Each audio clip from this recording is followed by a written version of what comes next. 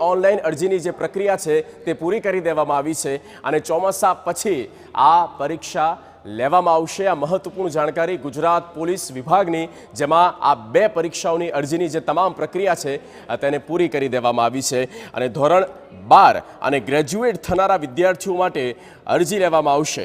August સપ્ટેમ્બરમાં ફરી અરજી લેવામાં આવશે, જેમાં લાયકાત ધરાવતા અન્ય સ્નાતકો કે 12 પાસ ઉમેદવારો પણ આ અરજી કરી શકશે, જે અરજી કરવા માટે અંદાજિત 15 દિવસનો સમય મળશે।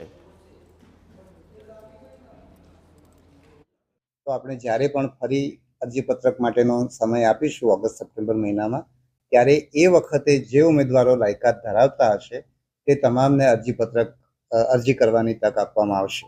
એટલે કે જે લોકો સ્નાતક હોય, પીએસઆઈની પરીક્ષા માટે તથા 12મું પાસ હોય, લોકરક્ષકની પરીક્ષા માટે, ઉંમરની દ્રષ્ટિએ પણ એ લોકો લાયક હોય, એટલે જે પણ લાયકાતો નક્કી કરી છે એ જે સમયગાળો આપણે અરજી કરવાની તારીખ આપીશું એમાં છેલ્લી તારીખે જે લોકો લાયક હશે તે તમામને અરજી કરવાની તક આપણે એ વખતે આપીશું।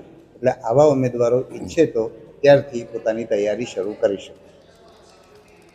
તો બીજી તરફ ગુજરાત ગૌણ સેવા પસંદગી મંડળ વર્ગ 3ની પણ